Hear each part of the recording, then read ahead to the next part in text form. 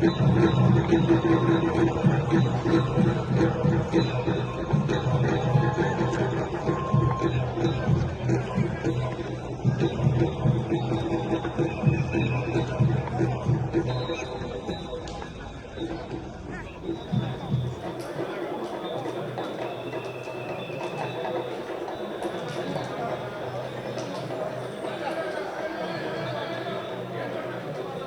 feuille de presse, ya.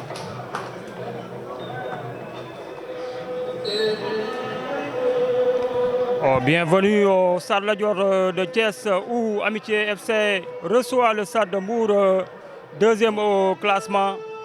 Un match à enjeu pour les Mbourois qui visent non seulement la montée, mais également la première place du championnat de Ligue 2.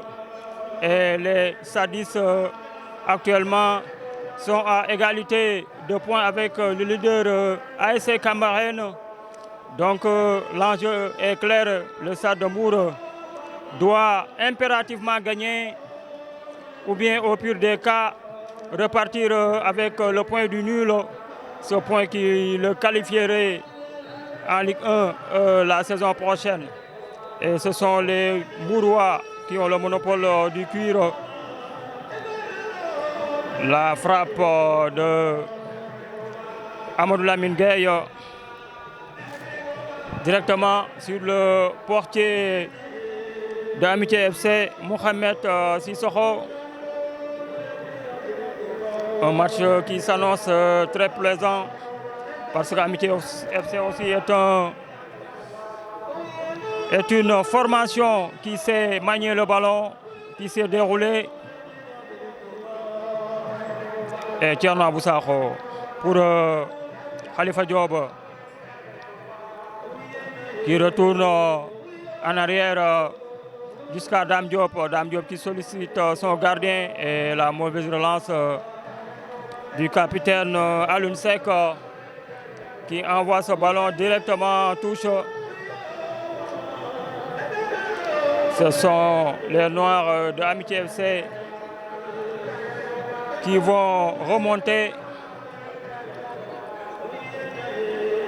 Et la passe manquée. Ballon en possession des Mbourois perdu à nouveau. Adama Sow qui introduit vers son ailier. Joli tacle.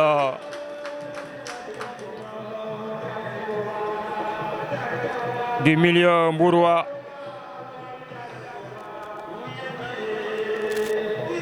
À noter le retour de l'attaquant Sékou Sylla qui avait manqué le match contre NGB lors de la 29e journée. Sékou Sylla qui est en course pour le titre de meilleur buteur de Ligue 2 avec 13 réalisations, mais devancé au classement par Mapate Mbodj de AS Kaffrine qui totalise 15 buts. Ouais, Amitié ñooy dem noonu dans l'entrejeu. Dellu na en arrière sur son partenaire et les Stadistes qui récupèrent le cuir. Ballon perdu par les Stadistes et qui va profiter au capitaine d'Amitié, Cheikh Omar Diallo. Belle interception d'Arona Boy. Touche en faveur de Amitié FC. Ouais, Amitié match bi du yomb tey parce que en face il y a une séduisante équipe de Amitié FC qui produit du jeu. Cheikh Omar, l'ouverture à gauche et ce ballon va mourir en touche.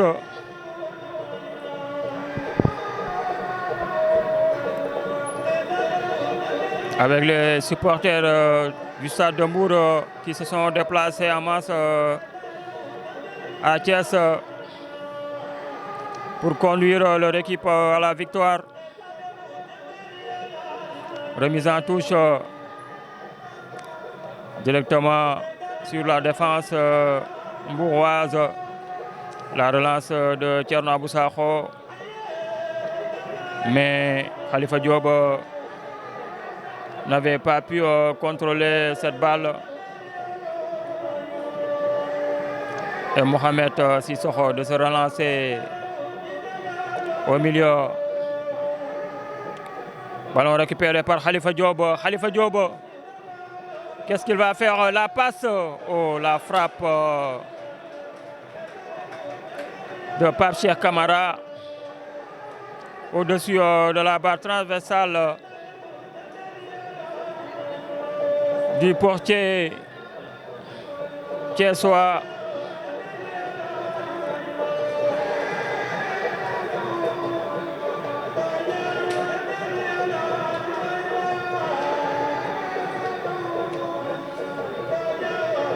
Stade Mbour ba léegi en contre-attaque. C'est le défenseur de Amitié qui couvre bien son ballon.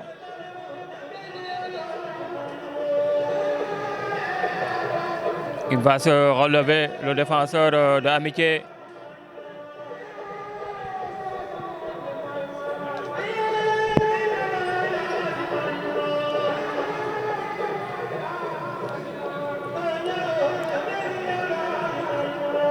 Avec le retour de Sékou Sylla, c'est Cheikhou Tamba qui se retrouve sur le banc.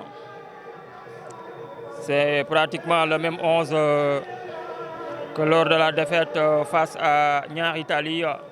Parce que dans les buts, il y a Alioune Seck en défense, Thierno Abou Sakho, Pape Thiam, Ousmane Touré et Arona Boy. Au milieu, Dame Diop comme sentinelle, Mohamed Koli. Milieu raileur, il y a Amadou Lamine Gueye. En attaque, Sékou Sylla. Et sur les côtés, il y a Khalifa Babacar Diop et Pape Cheikh Camara. Voilà le 11 concocté par l'entraîneur El Hadji Seck. Sur le banc des remplaçants, il y a Mohamedou Talambay, deuxième gardien. Sega Sissoko, la légende Baye Cheikh Diop, Cheikhou Tamba, Mohamed Sow, Babacar Ba et Landing Junior Sagna. Les Sadis qui récupèrent ce ballon dans l'entrejeu. Khalifa Diop qui joue avec Amadou Lamine Gueye. Et ce sont les joueurs d'Amitié qui repartent. Le tacle rageux de Thierno Abou Sakho.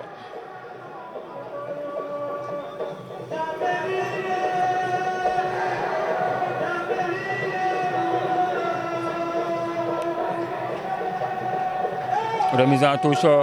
Attention, il ne faut pas le toucher. Le danger est écarté. Et ce sont les Moura qui utilisent le ballon. Mohamed Koli, l'introduction vers Sékou Sylla. Et la bonne sortie de Mohamed Sissoko. Tête de Pape Thiam. Cheikh Camara. Cheikh, joli contrôle qui s'appuie sur Arona Boy. Amadou Lamine Gueye. Interception du latéral gauche de Amitié FC, mais Pape Thiam jaillit et effectue la relance. Une touche au bénéfice des Mbourois. Pape Thiam vers son compère en défense, Ousmane Touré. Thierno Abou Sakho, il revient en arrière. Dame Mougiladj, mais le joueur Sadis choisit la transversale. Mohamed Camara. Coup franc obtenu par Amitié FC.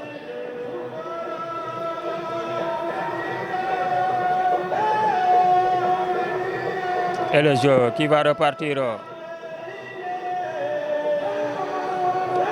Cheikh Omar Diallo qui sert son partenaire. Les Thiessois qui retournent en défense et qui vont essayer d'attirer cette équipe du Stade de Mbour. Attention, le centre. Le danger écarté par Ousmane Touré.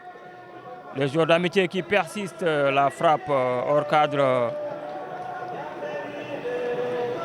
qui n'inquiète pas Alioune Seck et qui parle à ses joueurs, le capitaine Sadis. Il faut rester concentré tout au long de la rencontre, ne pas commettre les mêmes erreurs la fois dernière contre NGB. Attention. Ballon piqué par Mohamed Kolio, mais ça passe. N'était pas idéalement dosé. Et Thierno Aboussakh bien présent, qui met son pied.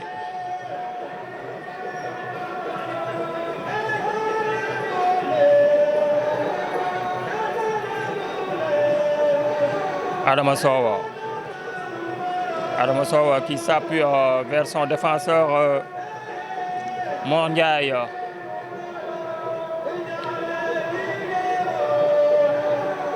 Mor Ndiaye Cheikh Omar Diallo moo laaj bal bi noonu. Il écarte à droite vers Salif Ndiaye. Cheikh Omar Diallo. Des académiciens qui déroulent beaucoup de fluidité dans le jeu de Amitié FC. Le centre, la poitrine, attention, il va armer sa frappe et contré par Ousmane Touré. Belle séquence des joueurs de Amitié FC.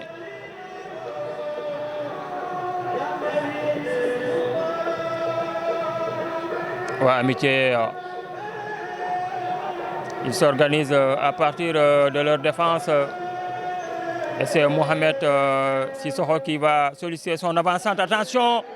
Oh là là, il tentait le lob, mais il a raté complètement son geste. L'attaquant de Amitié FC. Prudence dans la défense du Stade de Mbour. Parce qu'il s'était présenté seul devant la cage d'Alioune Seck.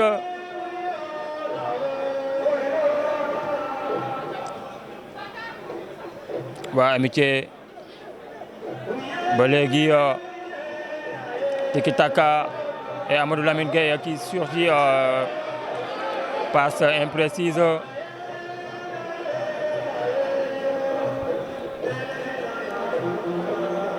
Cheikh Omar Diallo pour Salif Ndiaye. Salif Ndiaye qui revient vers son gardien.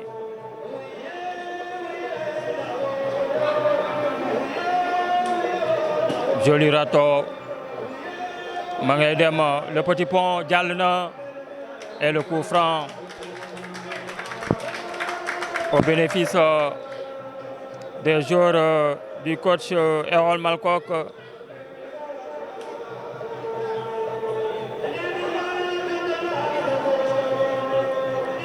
Et la SEC qui ne cesse de donner des consignes à ses joueurs.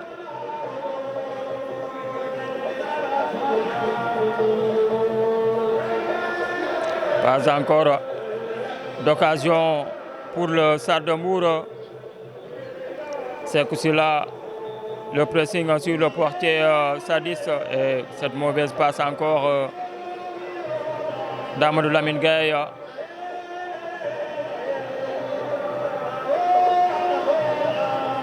Arona Broy qui surgit de la tête.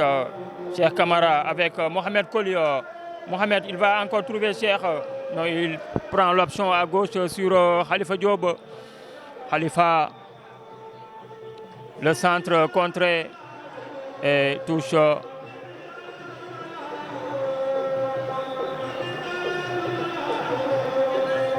Khalifa Diop qui laisse le soin à Thierno Aboussakh qui trouve Mohamed Kolio.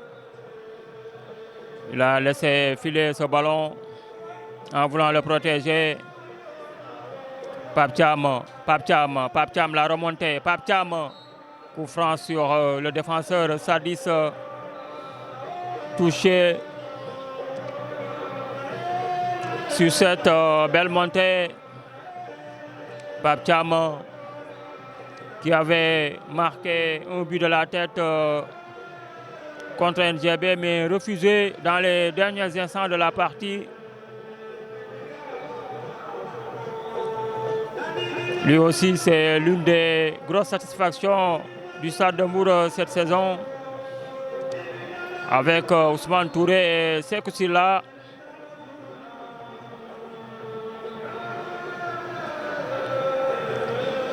Le coup franc et la sortie du portier d'Amitié qui boxe le cuir. Encore une faute au bénéfice des Mbourois. La faute sur Cheikh Kamara et qui se relève. Le lieu Sadis.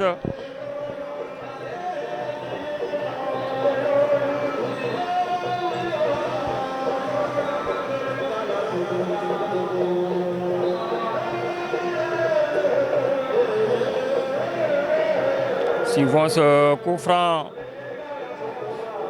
du Stade de Mbour.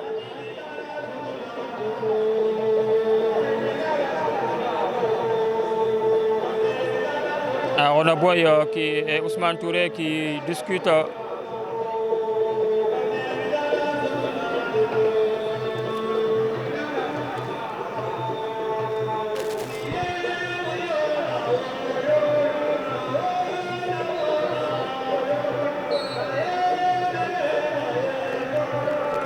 Et c'est parti, Arona Boy directement sur le portier d'Amitié.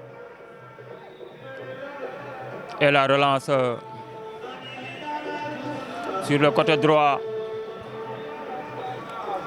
Ils vont perdre le ballon. Les joueurs d'Amitié, la remise en touche, l'un des premiers ballons de Sékou Sylla.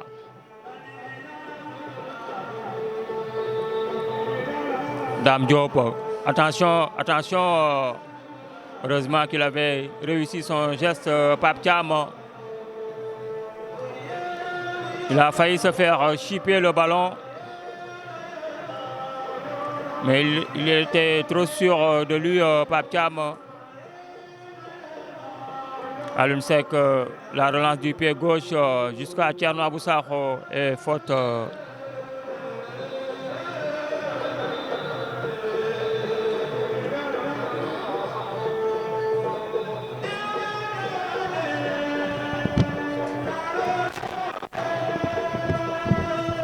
Dame Diop, mauvaise passe, c'était sur le dos de Thierno Abou Sakho.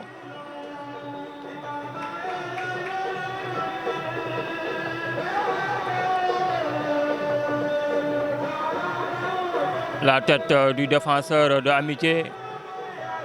Diallo qui perd ce ballon. Mohamed Koli. Et c'est bien Amadou Lamine Gueye qui cherche Cheikh Kamara, qui avait tenté le centre et il a trouvé un pied d'un défenseur de Amitié. C'était une grosse occasion pour le Stade de Mbour. Malheureusement, ça a été enrayé par le défenseur de Amitié.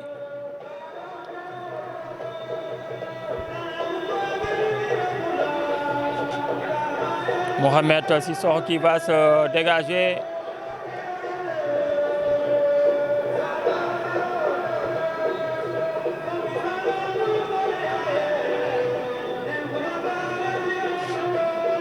Amadou Lamine Gueye qui s'interpose. Khalifa Diop pour Sékou Sylla. Sékou Sylla, l'ouverture vers Cheikh Kamara. Cheikh Kamara, encore un ballon gâché. Et pourtant, il avait l'option sur Arona Boy.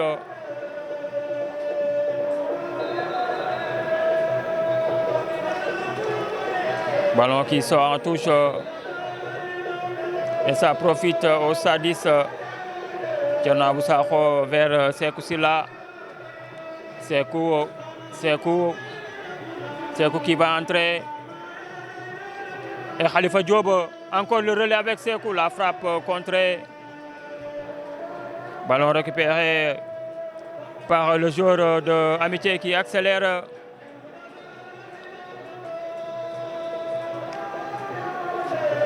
Il préfère retourner en arrière vers le latéral gauche qui sert Cheikh Omar Diallo.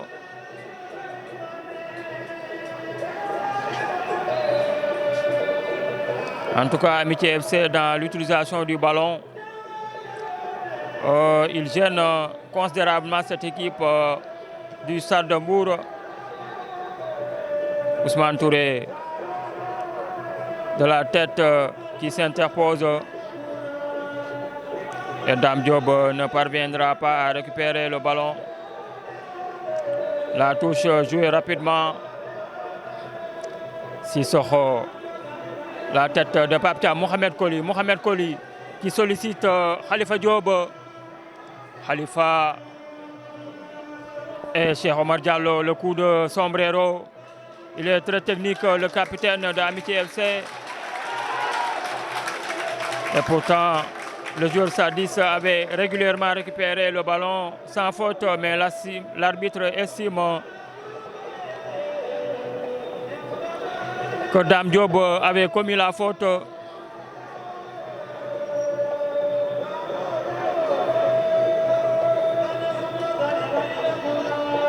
Cheikh Omar Diallo, je le disais, très technique. Cheikh Omar Diallo, Cheikh Omar, toujours.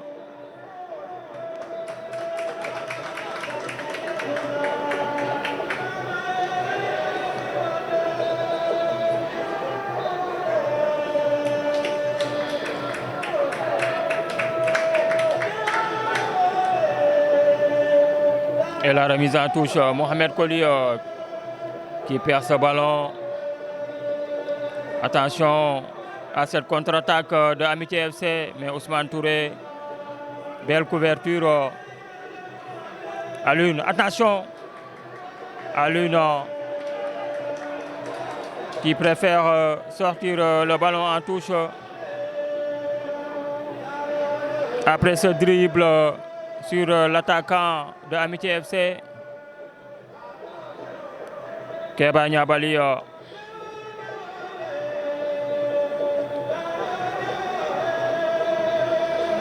Lui aussi très talentueux.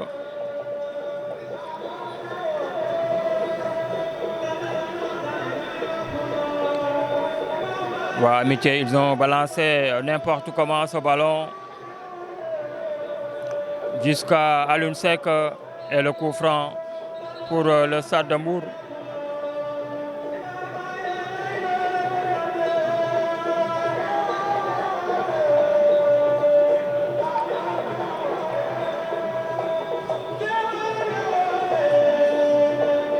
Amadou Lamine Gueye, le renversement.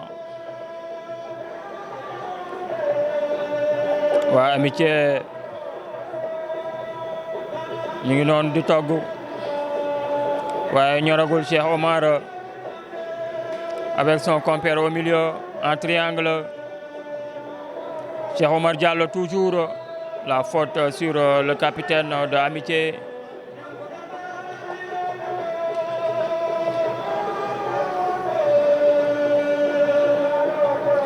Attention au Sadis. Attention au réveil de cette équipe d'Amitié.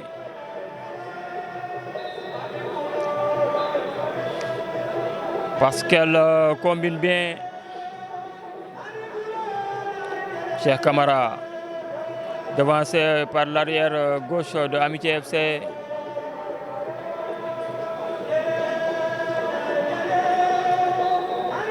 Ouais, Amitié, Cheikh Omar Diallo.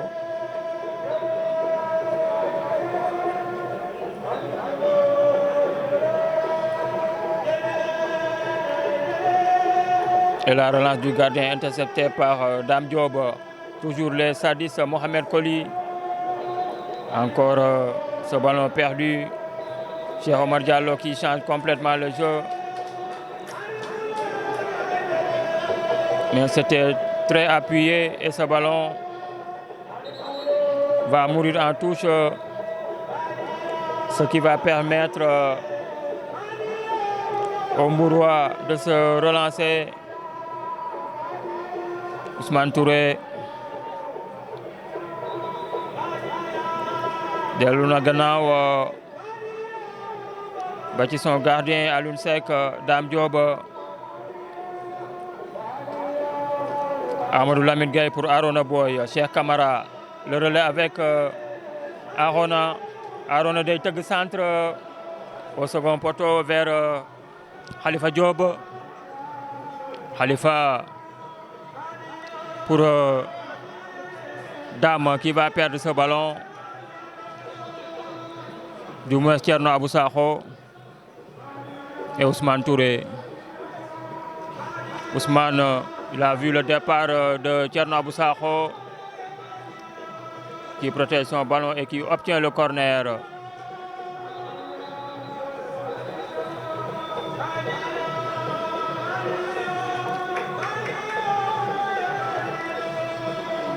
Corner pour le Stade de Mbour. Toujours 0 but partout entre Amitié FC et le Stade de Mbour.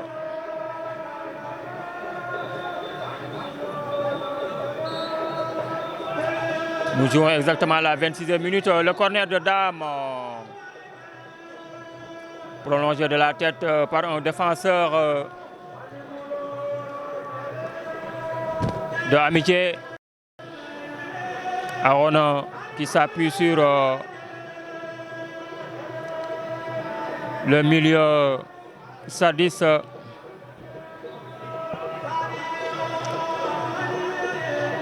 Amadou Lamine Gueye.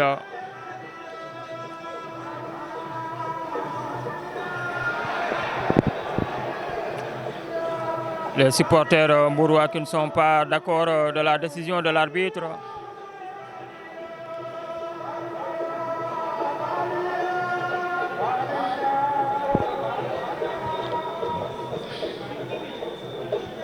Waa Amitié ñooy effectué noonu la remise en touche.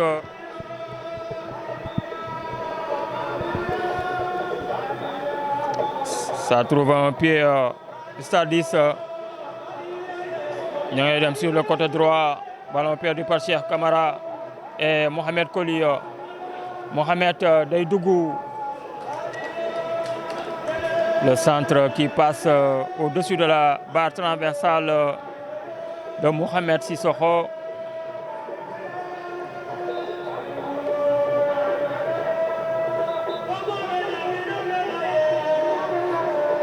Waa Amitié Cheikh Omar Diallo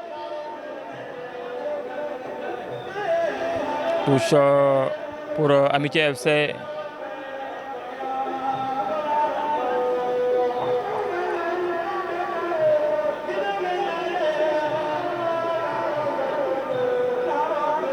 Aca def na ko Thierno Abou Sakho qui se loupe et qui obtient un coup franc. Il a été touché en voulant dégager le cuir.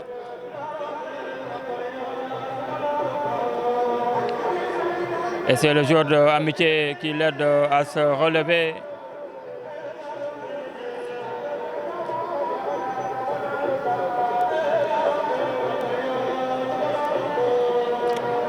Arona Boy pour Cheikh Camara. Cheikh Camara qui repique au milieu, le relais avec Mohamed Koli qui avait tenté la talonnade. Et ce sont les Noirs de Amitié qui repartent. Ils vont perdre le ballon. Sur ce jaillissement de Thierno Abou Sakho.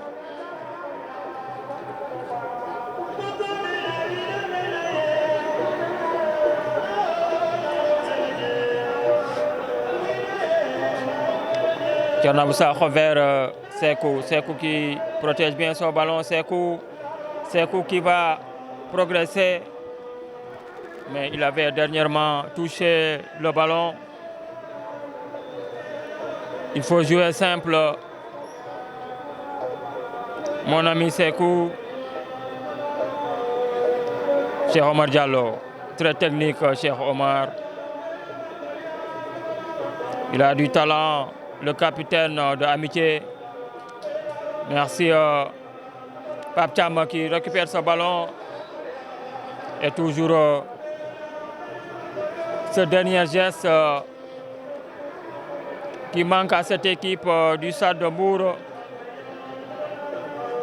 En difficulté de faire le lien entre le milieu et l'attaque.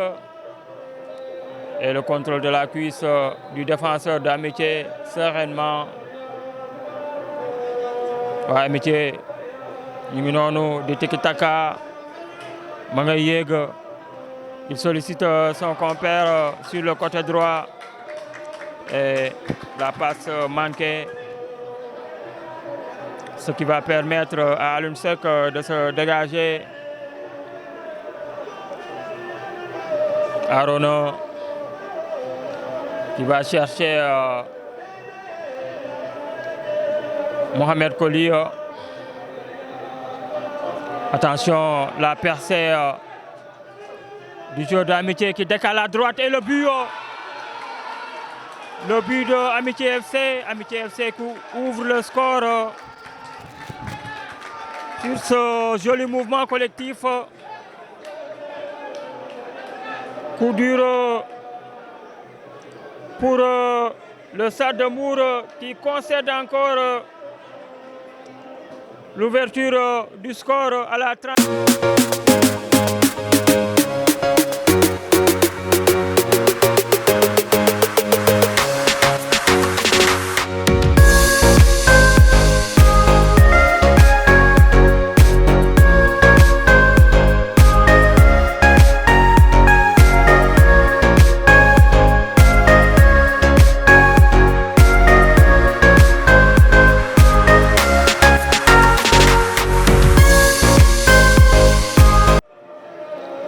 Ils vont repartir les Sadis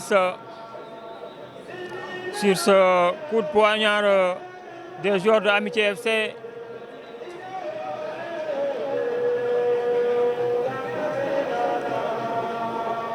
Ouais, Amitié FC perd une balle bien.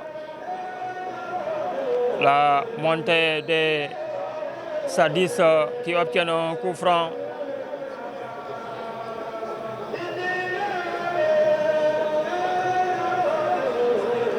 Qu'est-ce qui arrive à cette équipe du Stade de Mbour?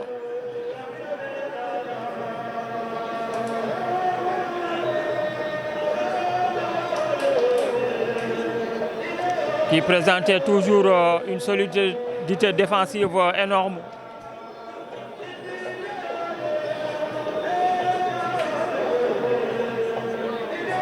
Le Stade de Mbour n'avait jamais enregistré de revers d'affilée tout au long de ce championnat. Et ce coup franc à suivre la sortie de Mohamed Sissoko qui capte facilement ce ballon. Et Dame Diop qui récupère le cuir. Mohamed Koli. Mohamed Mangaydem qui sollicite Khalifa Diop. Et la faute sur le gardien. Et ASC Cameroun qui mène 1-0 à Kaffrine. Et qui est pour l'instant championne de Ligue 2.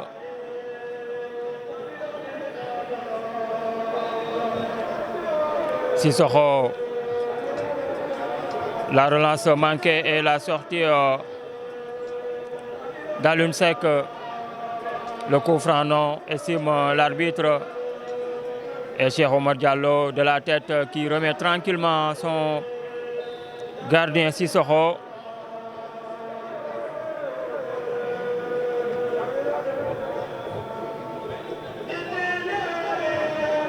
La tête de Thierno Abou Sakho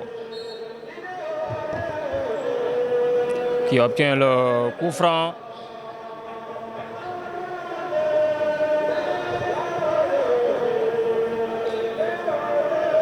Mohamed Koli qui se loupe, devancé par le milieu de Amitié.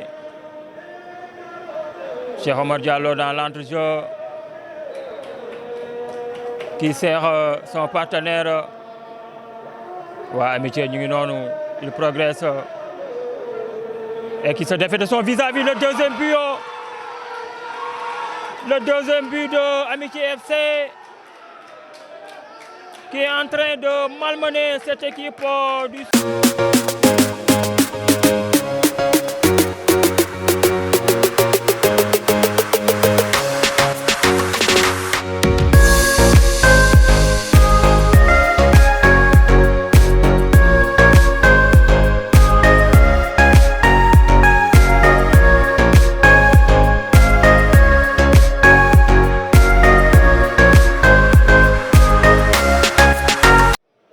et qui arrive toujours à contourner cette défense du Stade de Mbour.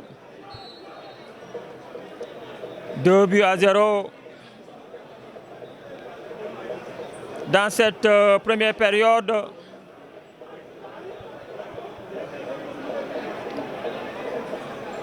Et la remise en touche à destination de Sekou Silla. Sekou. Bon retour du défenseur de Amitié et le Stade de Mbour qui obtient une faute.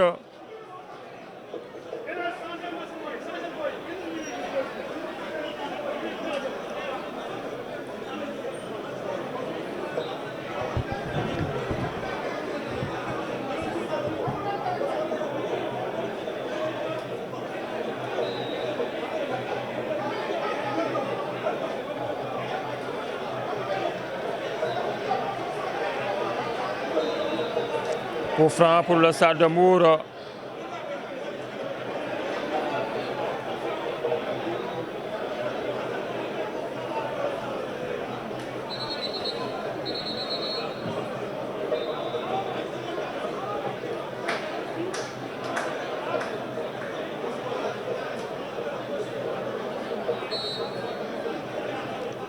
La patte gauche, personne à la réception de ce ballon. Sur ce coup franc botté par Thierno Abou Sakho.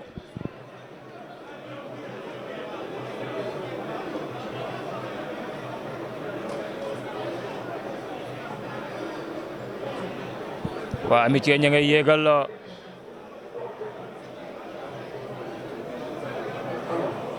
attention, toujours cette équipe d'Amitié très entreprenante.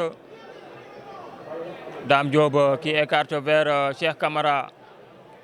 Cheikh Kamara qui revient sur Dame Diop.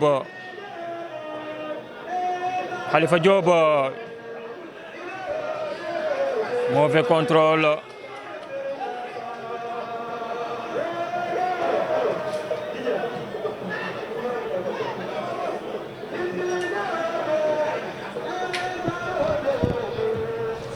Cinq minutes à jouer et 2-0 pour Amitié FC. Sekou Silla entre trois joueurs de Amitié FC pris en tenaille. Dame.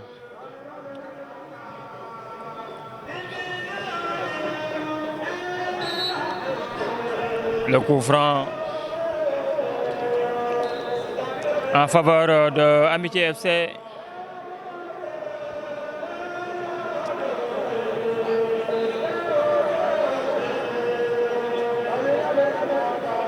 Le renversement vers Adama Sow. Mais Dame Diop était vigilant sur ce coup et qui est revenu.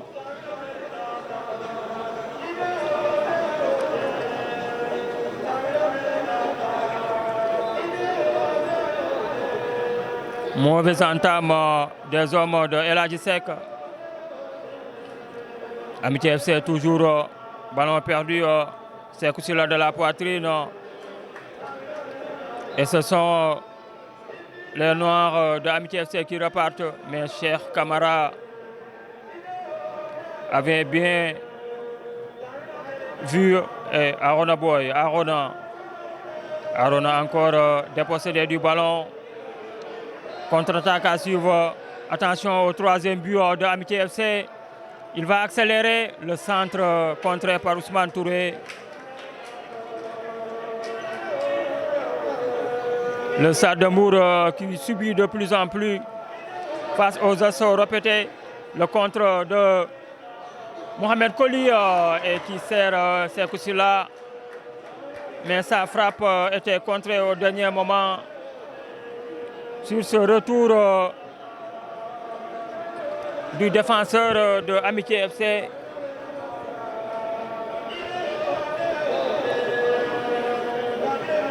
Et qui sauve son équipe sur ce coup. Nouveau corner pour le Stade de Mbour.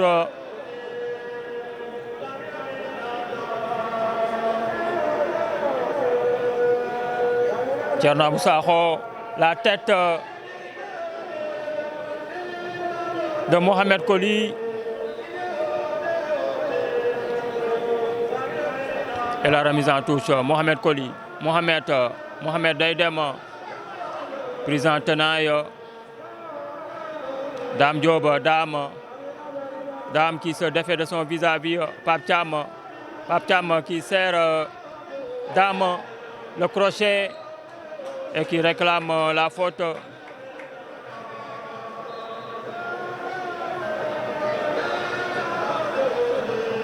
Amadou Lamine Gueye qui se charge de tirer le corner.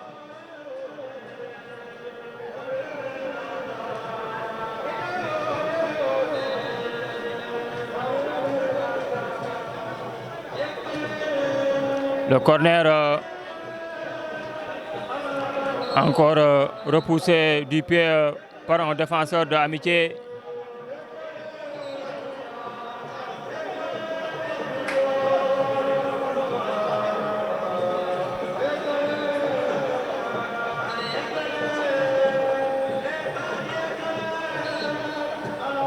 Le corner, la sortie de Mohamed Sissoko et Mohamed Koli qui va empêcher la relance du portier de Amitié.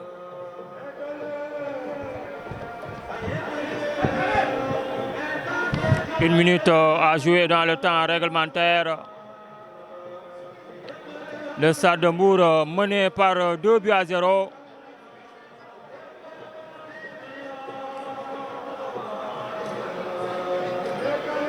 Et le jeu qui se poursuit, Amitié FC qui consolide sa domination. Mohamed Keba, Chérif Keba Niabali qui perd cette balle. Khalifa Diop, Khalifa, il ne faut pas faire la faute. Et Dame Diop de la tête qui envoie ce ballon. C'est le défenseur de Amitié qui couvre son ballon. 2 minutes de temps additionnel. Comme les 2 buts marqués par les joueurs du technicien Errol Malcock.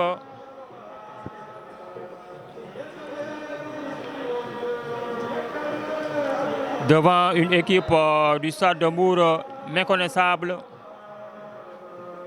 Durant cette première période, Dame qui sollicite Amadou Lamine Gueye. Khalifa Diop, Khalifa qui ne parvient pas à faire la différence devant le latéral droit de cette équipe d'Amitié. Effectué par Thierno Abou Sakho.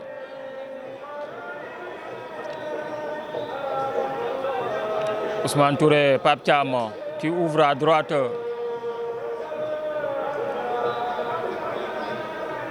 Cheikh Camara. Mohamed Koli qui sort ce ballon.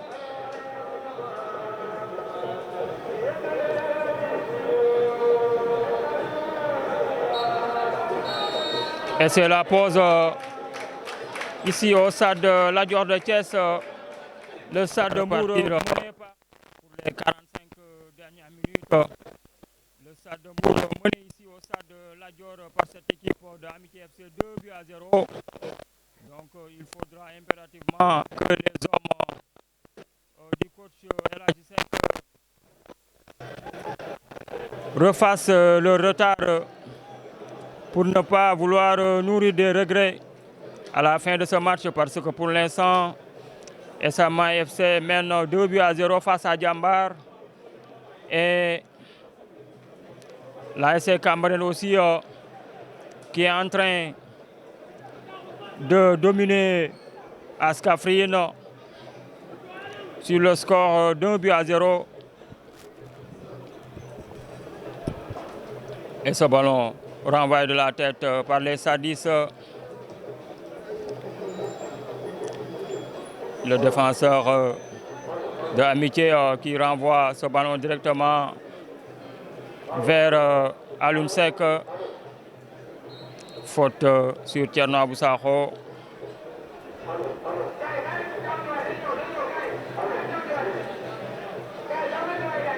Une équipe de Amitié FC bien en place qui a considérablement gêné cette équipe du Stade de Mbour en première période. Est-ce que les changements opérés par le coach El Hadji Seck vont amener ou bien produire l'effet escompté? On va voir lors de cette seconde période. Et Landing Junior Sagna. Landing, c'est le numéro 7, Mohamed Sow. Mohamed Sow qui se signale sur son premier ballon et qui apporte de la percussion devant le centre de Mohamed Sow. La belle sortie de Sissoko qui avait bien lu la trajectoire de ce ballon. Le portier d'Amitié. Et belle défense de Pape Thiam. Mauvaise passe encore de Dame Diop. Amitié FC, attention de ne pas prendre un troisième but.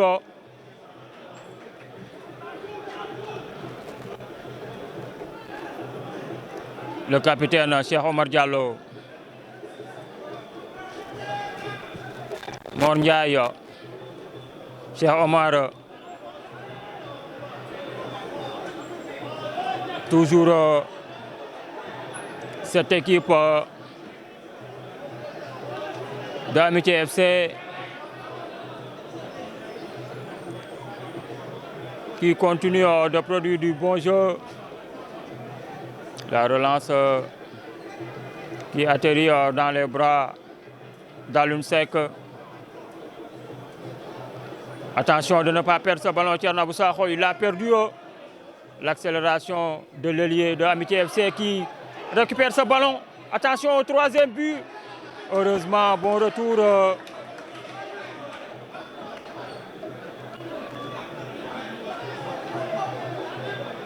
de Dame Diop. Le Stade de Mbour qui est passé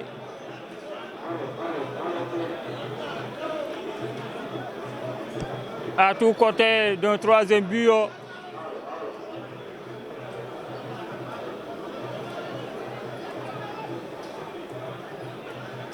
Et c'est la défense du Stade de Mbour qui va se relancer en attaque le coup franc.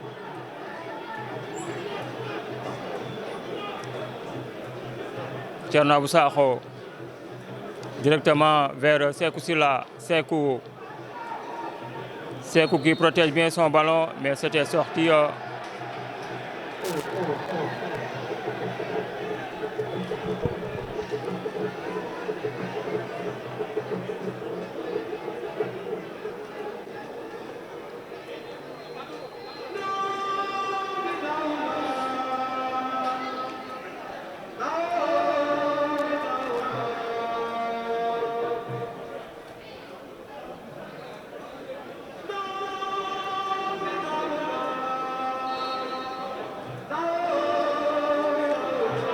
Cheikh Omar Diallo devancé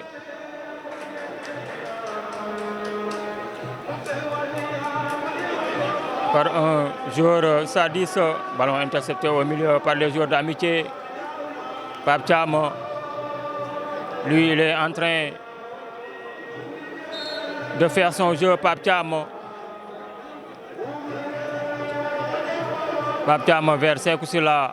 La déviation de la tête manquée et qui profite au joueur Cheikhou Tamba. Cheikhou Tamba qui a préféré la frappe, mais une frappe qui passe au-dessus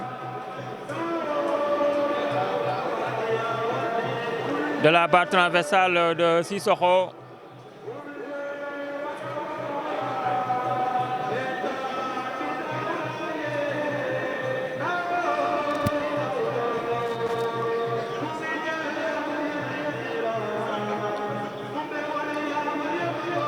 Amitié FC ñu ngi noonu di dem dañoo sawar, ils sont en activité les joueurs d'Erol Malcock. Tacle régulier d'Arona Boy et Mohamed Sow. Mohamed, il envoie Mohamed Sow depuis son entrée. Il est en train d'accélérer.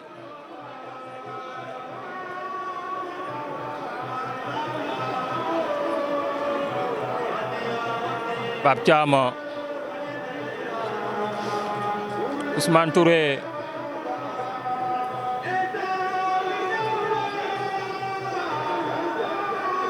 Sékou Sylla à la réception de ce ballon. Khalifa Diop, faute du milieu de Amitié. Il n'est pas content de la décision de l'arbitre, mais il avait commis la faute.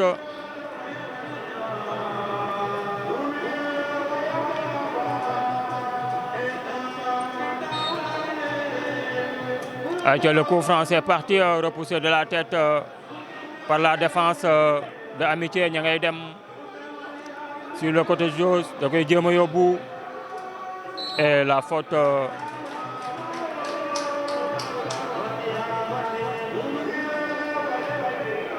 sur Landing Junior Sagna. Dame jox na Ousmane. Beaucoup d'hésitation dans la défense du Stade de Mbour. Et Alioune Seck mal servi.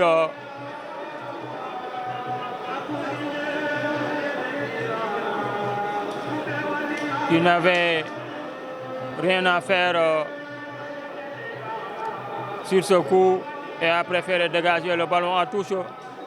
Pape Thiam qui surgit, Ousmane Touré. Contrôle manqué de Landing Junior Sagna. Sékou Sylla, la faute de Sékou Sylla.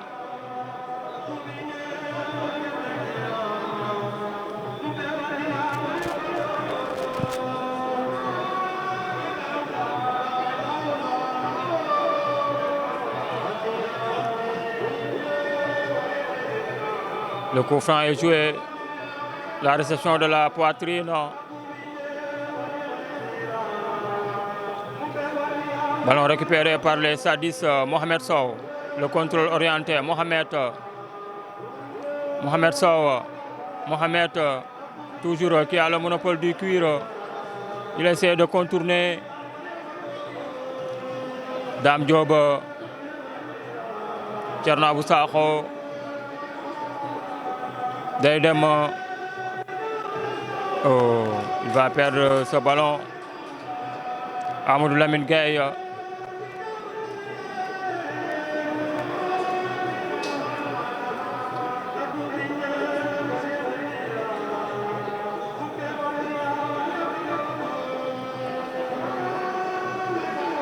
Pape Thiam, Dame Diop.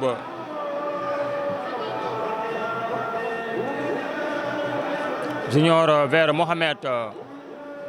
Et le tacle de l'arrière de Amitié FC. Dame. Pape Thiam, Dame. Ça joue bien du côté du Stade de Mbour depuis quelque temps.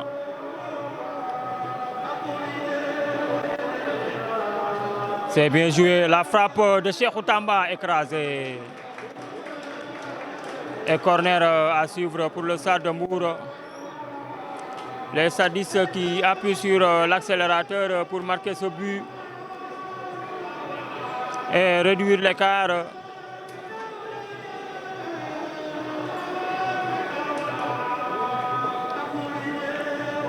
Le coup franc mal joué, renvoyé par la défense de Amitié. Attention à cette contre-attaque. Il est écarté à droite. Le centre. Hors-jeu. Oui, hors-jeu. Heureusement pour la défense sadiste.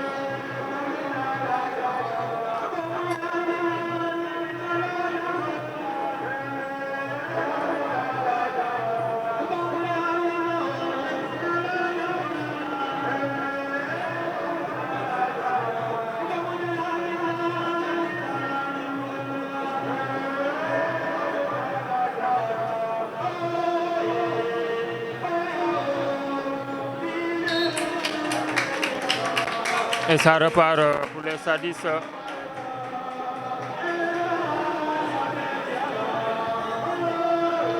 Alioune Seck vers Ousmane Touré.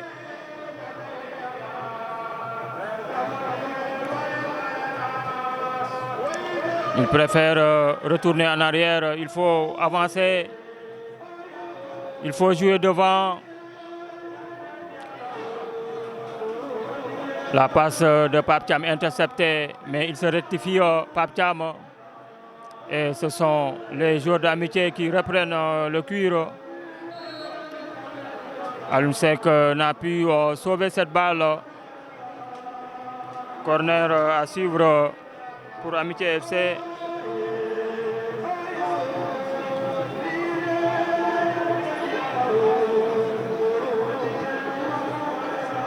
Le corner directement dans les bras d'Alioune Seck et bonne relance sur Mohamed Sow. Mohamed qui a manqué son duel. Il n'y a rien. Le joueur d'Amitié FC, le passement de jambes. Toujours Cheikh Omar Diallo qui protège bien son ballon. L'ouverture à gauche est hors-jeu.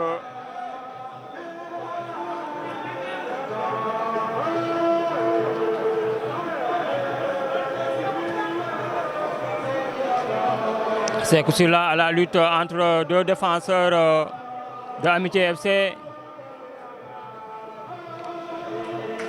La touche au bénéfice des joueurs sadistes. Mohamed Sow.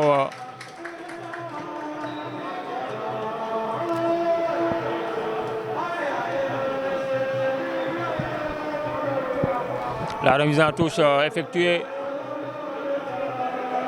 Mais ce ballon est repris par le milieu de Amitié qui est venu aider sa défense.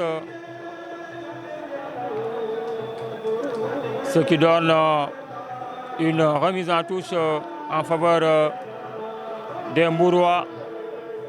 Avec la touche Bademna, Sekou Silla, Sekou encore qui se loupe totalement. Attention Ousmane. Il est parvenu à dégager ce ballon.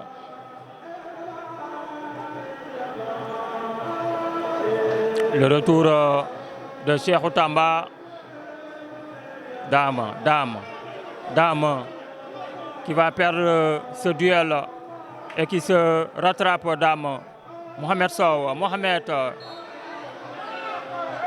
déstabilisé et ça joue rapidement. Mohamed qui commet la faute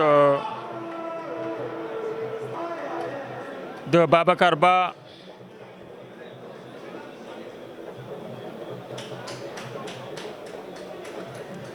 Et la sortie de Pape Cheikh Camara.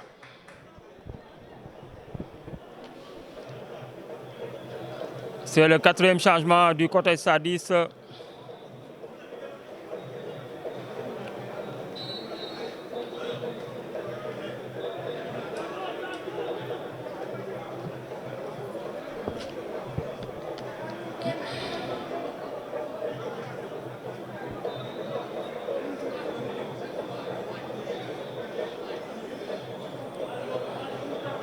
Cheikhou Tamba qui se referme et qui perd ce ballon.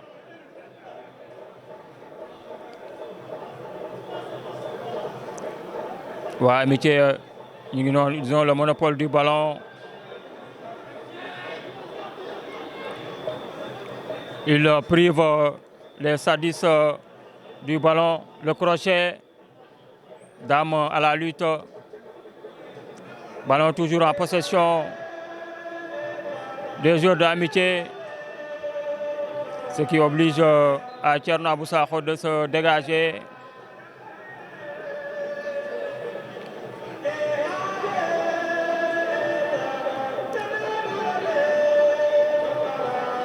Faute.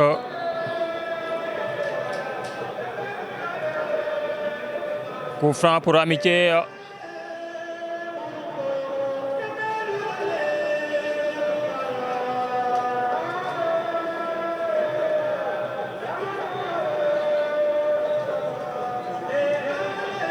Et le coup franc rapidement joué.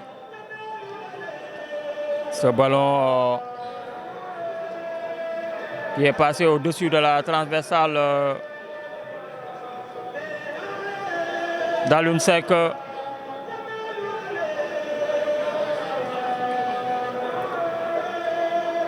Les Sadis qui reviennent en arrière. Ousmane Touré. La relance vers Sékou Sylla qui dévie de la tête Cheikhou Tamba. Sékou Sylla. C'est bien Mohamed Sow. Mohamed qui sollicite Sékou. Sékou qui cherchait Babacar. Mais le défenseur de Amitié avait bien lu la trajectoire du ballon.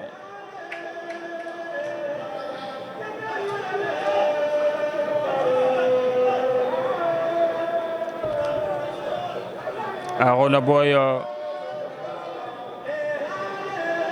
qui va chercher Sékou Sylla. Sékou, il est retenu et le ballon est contré dernièrement par Sékou Sylla. L'arbitre a raison. Ça revient aux joueurs d'Amitié FC.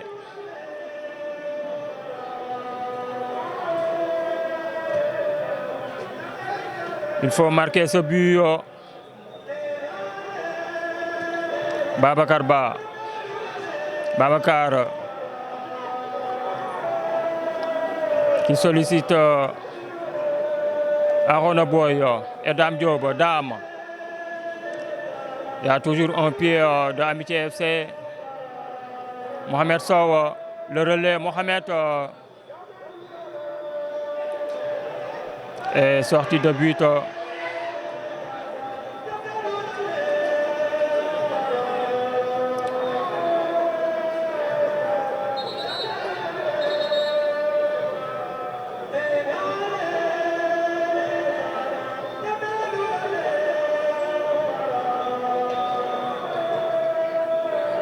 L'arbitre qui va parler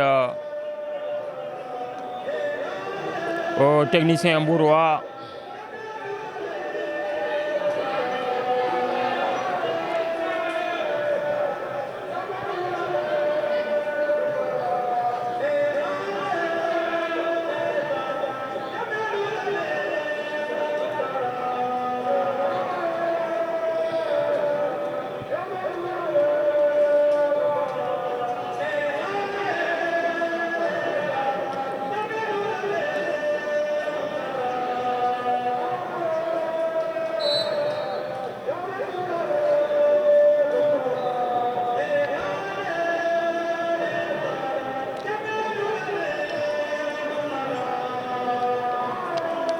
Et le dégagement de Sissoko. Pape Thiam. Ils vont perdre encore le ballon, les Sadis. Ça combine bien sur le côté gauche.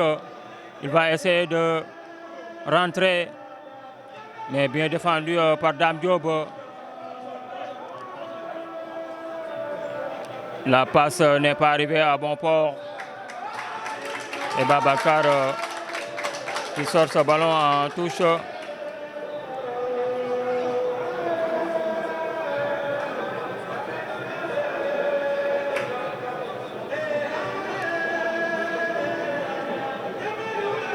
ca touche ba dem na Pape Thiam. Babacar Ba qui revient en arrière. Sekou Sylla qui est trouvé. Sekou qui donne à Babacar. Dem leen ci kanam waay encore.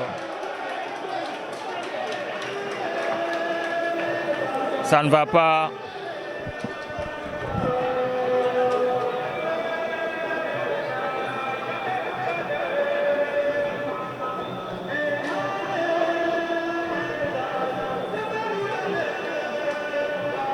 La remise en touche.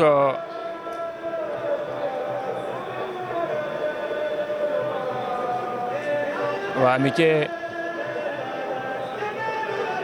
ñu ngi dem Amitié ba léegi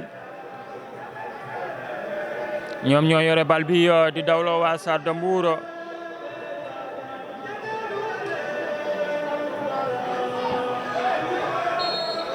Et coup franc sur Sekou Sylla.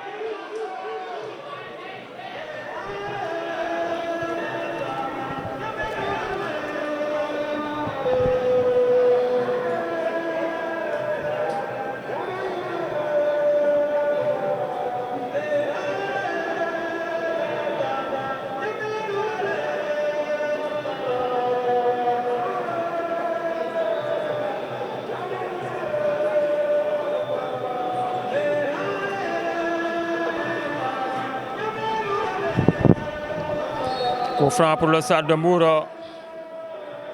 La passe, la déviation de la tête de Pape Thiam.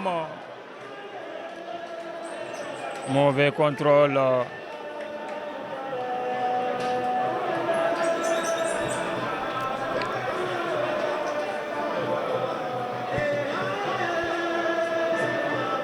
Et Babacar Ba qui poursuit le défenseur de Amitié. Waa Amitié ñu ngi noonu di demaat jàpp ko day dem bien défendu par Thierno Abou Sakho. Mohamed Sow. Mohamed qui s'appuie sur Junior et la faute.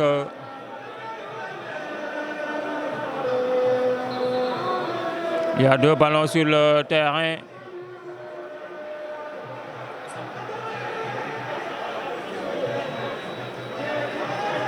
Attention, 3e but de SMA FC. Ce qui complique encore la tâche pour le Stade de Mbour.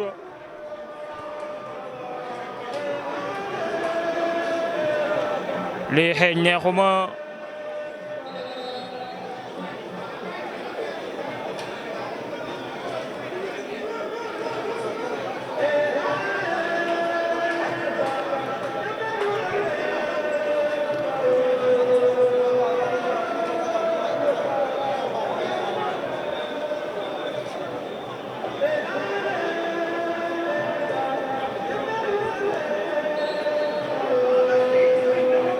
Et ce coup franc à suivre pour Amitié FC. Le coup franc au-dessus de la transversale.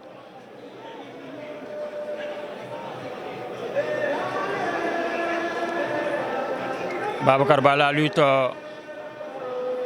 Sekou Sylla. Oh.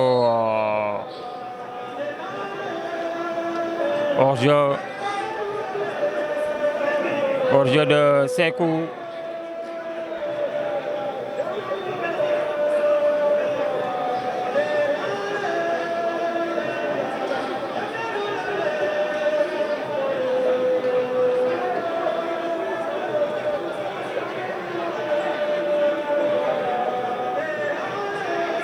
La remise en touche,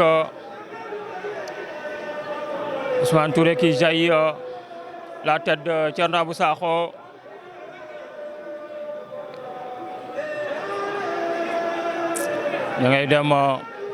Mohamed Sow, le centre de Mohamed Sow, c'était trop fort pour Babacar Ba.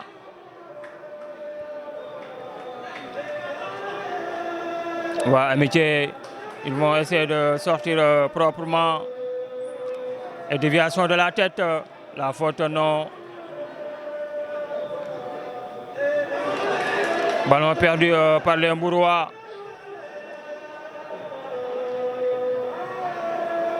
Les Mbourois qui repartent dans l'entrejeu. C'est bien. Mohamed Sow, dépossédé du ballon encore.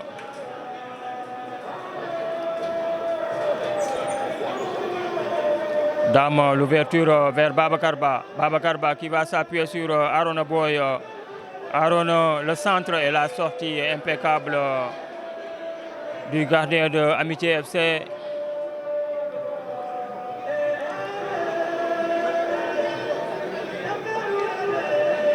Amitié bien défendu. Et le coup franc à suivre pour cette équipe de Amitié FC. La frappe et Alioune Seck obligé de se détendre pour détourner le cul en corner. C'était bien frappé.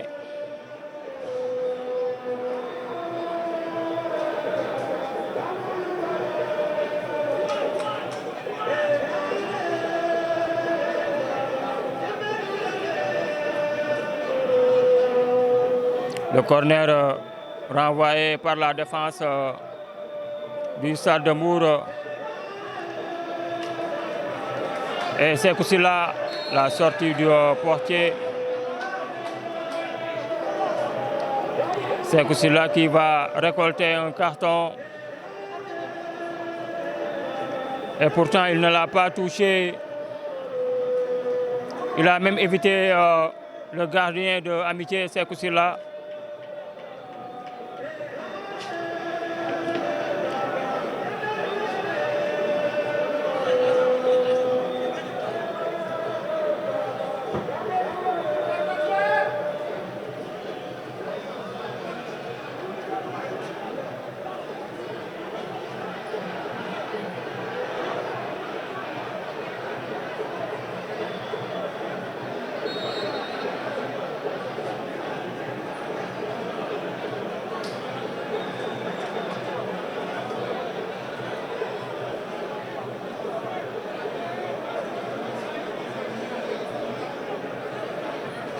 Et la relance du gardien d'Amitié. Babacar Ba. Babacar qui n'arrive pas à faire la différence et qui trouve Sekou Silla. Ballon en possession des joueurs d'Amitié. Ils vont continuer à malmener cette équipe du Stade de Mbour. Très très entreprenant, la place à profondeur. Attention, il ne faut pas le toucher, le crochet. Heureusement pour la défense du Stade de Mbour. La déviation de la tête de l'attaquant Sadis. Arona Boy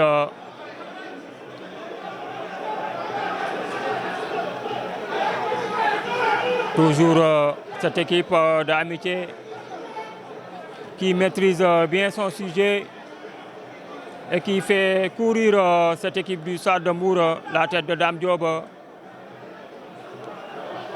Le mauvais contrôle de Babacar Ba. Mohamed Sow. Il s'est précipité.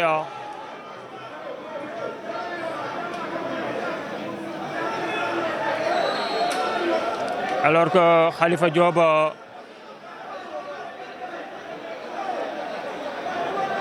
espérait la passe en profondeur. Khalifa, la déviation.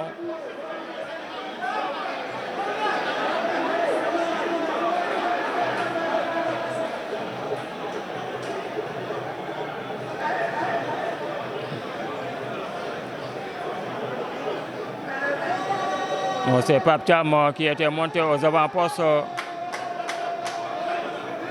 Ousmane Touré.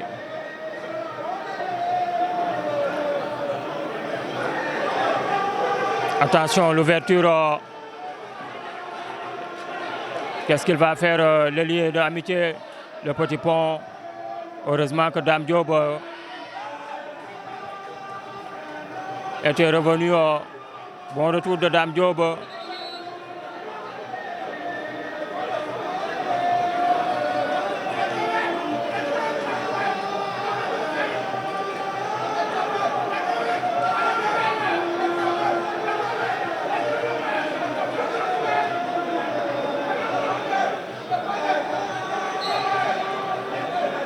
La remise en touche.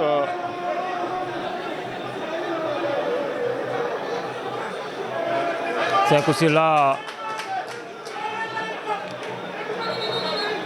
freiné par sa course.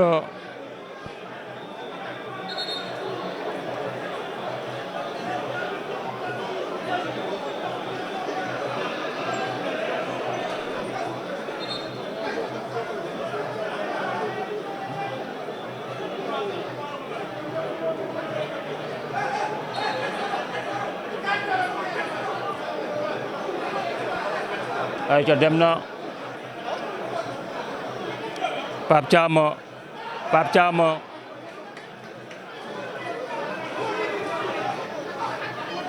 Amitié FC ña ngay dem Amitié FC et ce sont les Sadis qui récupèrent cette balle. Mohamed Sow. Mohamed qui va trouver Sékou Sylla, corner.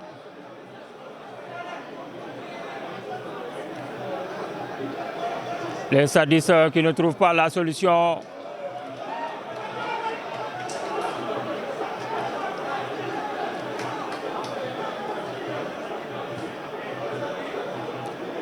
Et ça se complique davantage pour le Stade de Mbour.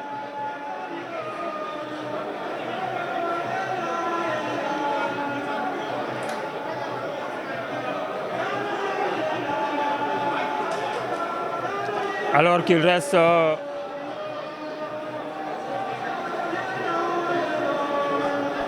9 minutes à jouer dans le temps réglementaire.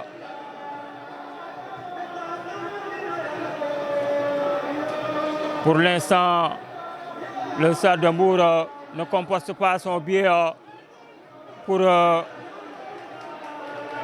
Ligue 1 la saison prochaine parce que SA Maï est en train de mener au stade de Caroline Faye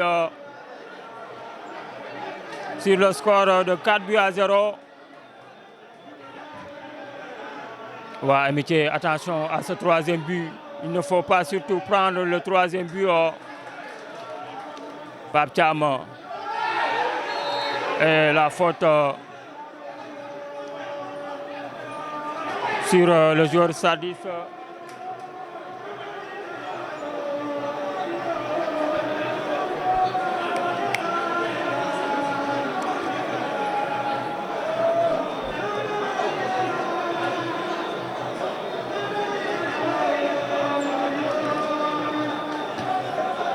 Et Alioune Seck, le dégagement, la déviation de Sékou Sylla.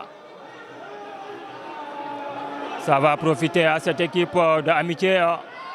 L'obstruction. Obstruction sur le joueur d'Amitié.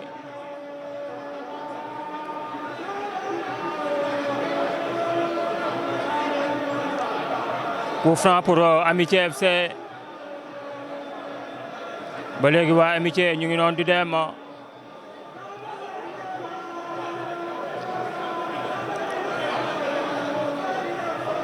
bal bi génn na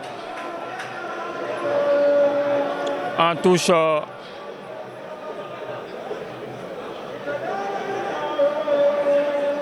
Babacar Ba. Babacar pour Cheikhou Tamba. Le centre de Cheikhou Tamba contré. Et Cheikhou Tamba qui commet la faute sur le capitaine de Amitié FC.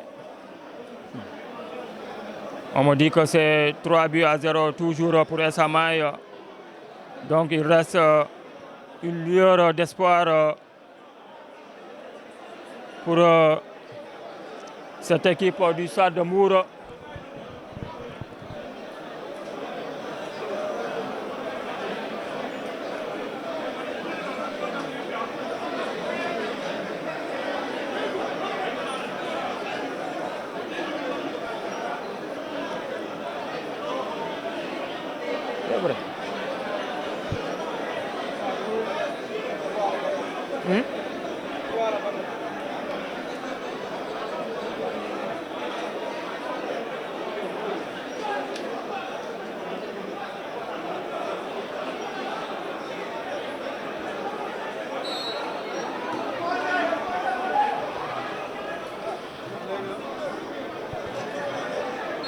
Cheikh Omar, le capitaine de Amitié FC.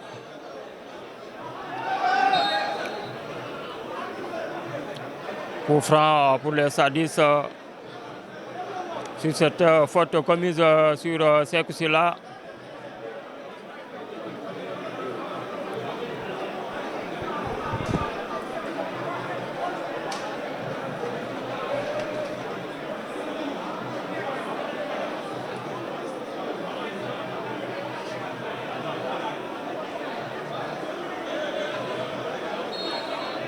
Coup franc pour les Sadis. Le coup franc bien joué. Oh. La tête de Pape Thiam.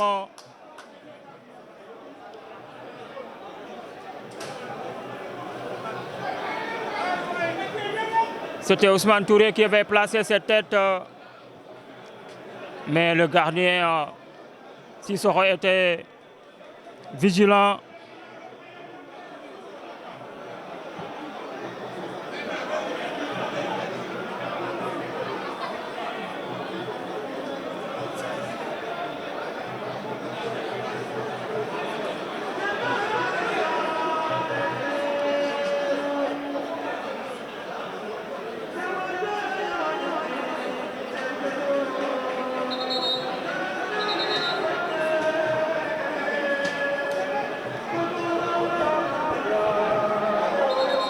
le quatrième but de Esamaï est refusé. Toujours cette petite lueur d'espoir.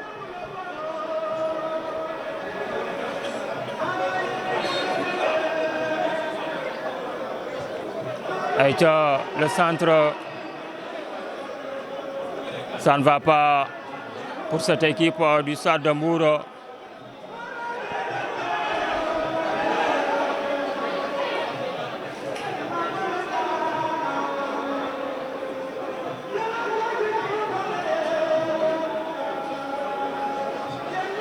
La remise en touche, la relance à l'UNSEC en position de libéraux et qui capte ce ballon.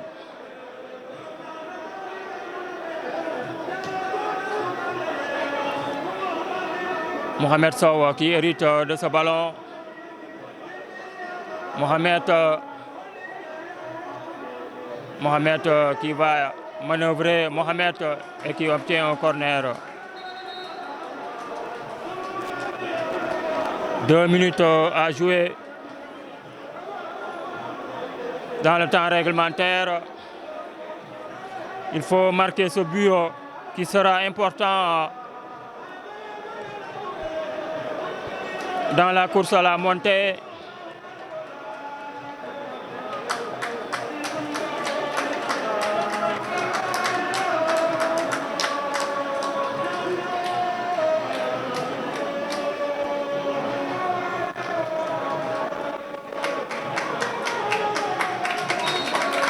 Autre changement du côté de Amitié FC, le corner et la tête qui sort hors cadre.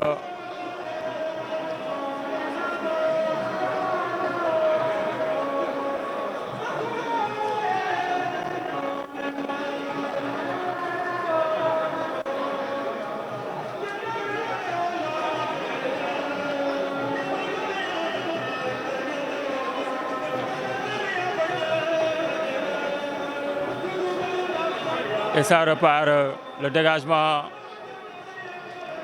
faute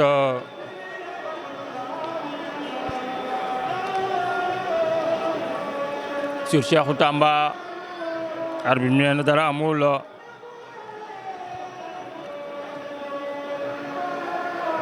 Alioune Seck et c'est le défenseur de Amitié qui s'interpose. Hors-jeu de Sékou Sylla.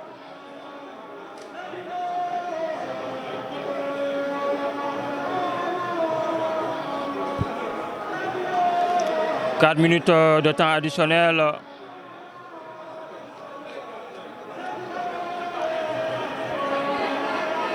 Ñu ngi yéegal waa Stade de Mbour Arona Boye pour Babacar Ba. Babacar centrel. Et le retour du capitaine de Amitié FC.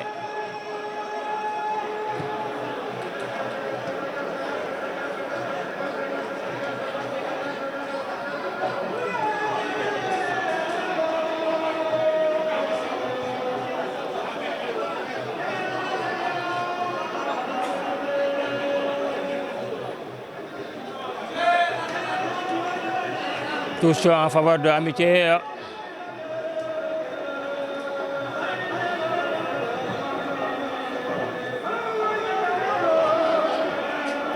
Attention, il va essayer de lober Alioune Seck, mais heureusement pour le portier Sadis.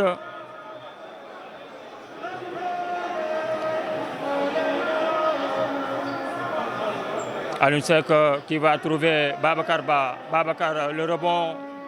Nahnako, ce ballon est sorti.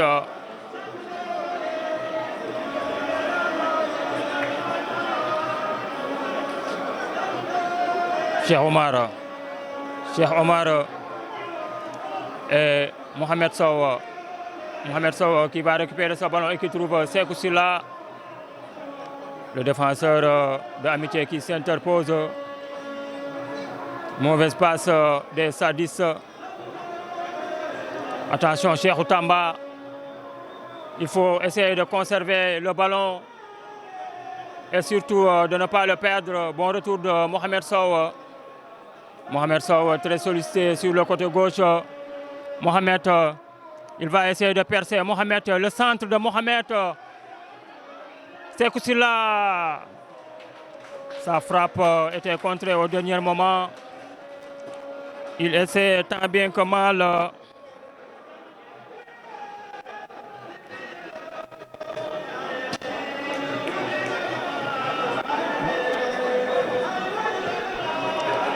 Le corner mal exécuté. Mal exécuté.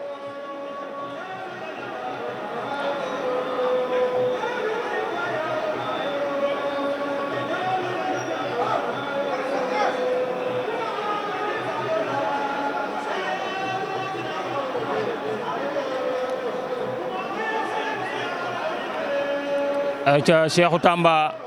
Oh. Encore une mauvaise passe.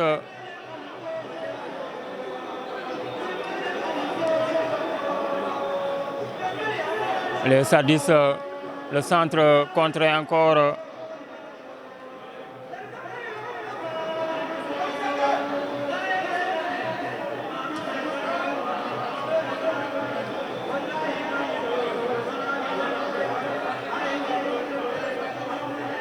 Alioune Seck, le dégagement raté aussi.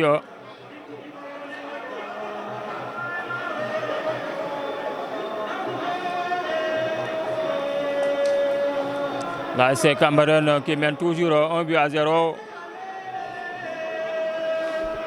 Les 4 minutes de temps additionnel sont épuisées. Le Stade de Mbour qui va s'incliner pour la deuxième fois consécutive.